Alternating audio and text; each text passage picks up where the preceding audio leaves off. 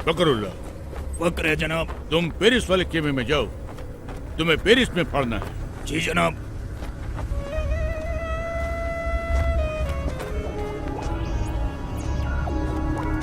फकरुल्लाह, फकर है जनाब। तुम अमेरिका वाले खेमे में जाओ, तुमको अमेरिका में फाड़ना है। जनाब। फखरुल्लाह, फखर है जनाब। वो तो हमको भी है तुम पर। तुम हमारे साथ आओ, तुमको हिंदुस्तान में फाड़ना है। मुझे हिंदुस्तान में शहीद नहीं होना जनाब।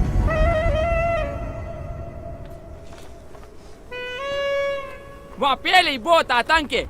एक साथ 2 बम फट जाए तो दूसरे की खबर वही दबा देते, ताकि जनता में अखरोट पैदा न हो। अखरोट नहीं बेवकूफ,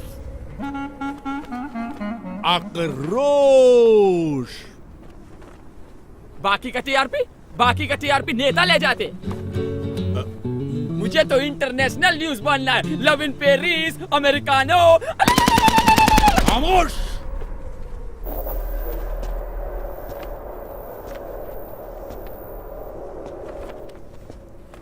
बदअक्ल, बदशक्ल, बेवकूफ, नामाकूल, गुस्ताख। इसके लिए तुझे अंग्रेजी सीखनी चाहिए थी, काफिर की औलाद। अब तुम 2 ही जगह पढ़ सकता है, या पाकिस्तान या हिंदुस्तान। हिंदुस्तान जनाब। अल्लाह, सुभान अल्लाह, बरकतुल्लाह, इंतामुल हक, अल्लाह, ओस्मा बिन लादेन, अल्लाह। आओ मेरे साथ।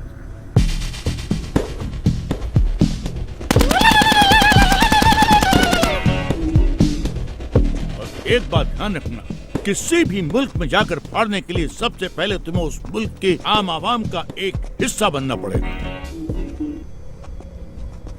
जिससे किसी को भी तुम पर शक न हो।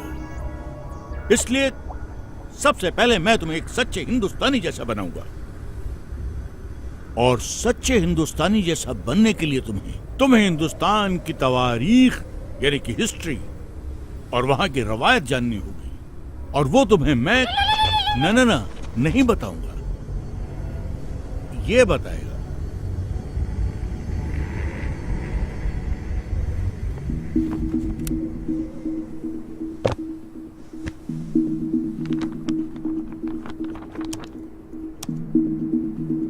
We made a tryst with destiny, and now the time comes when we shall redeem our pledge. Among those Indians who are now abroad, I expect that Indians living in Axis countries or in कोई बड़ी बात नहीं है बिस्मिल साहब।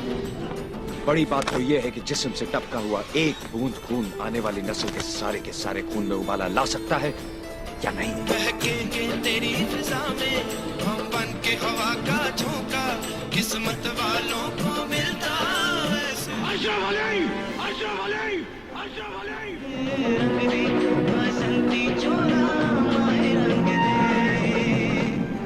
लेकिन हमारा हिंदुस्तान जिंदाबाद था, जिंदाबाद है और जिंदाबाद रहेगा। हिंदुस्तान जिंदाबाद। देखा जाए बर्बादियों का समा, ईश्वर या अल्लाह ये पुकार सुन ले, ईश्वर या अल्लाह हे दाता।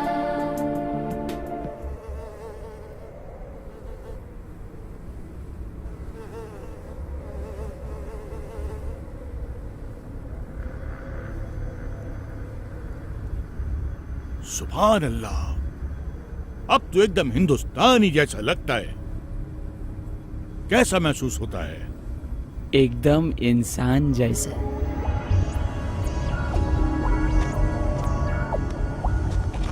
अब तू फाड़ने के लिए एकदम तैयार है।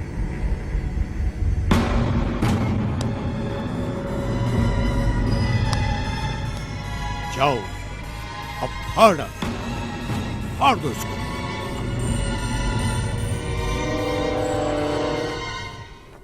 15 अगस्त 1947 सैकड़ों स्वतंत्रता सेनानी, जिसमें मुसलमान, हिंदू, सिख, ईसाई चारों कौम की शहादत के बाद भारत को आजादी मिली।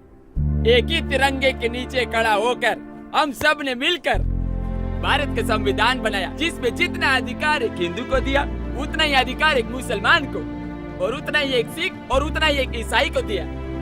एक ऐसा देश जो हर मजहब को जानता हो, पहचानता हो, अपना मानता हो।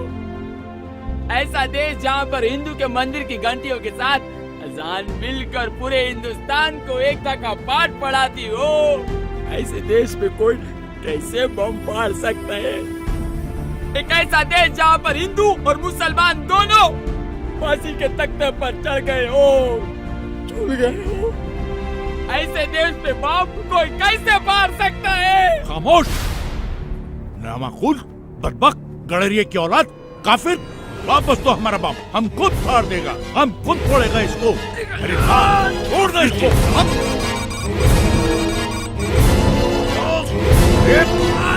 क्यों नहीं?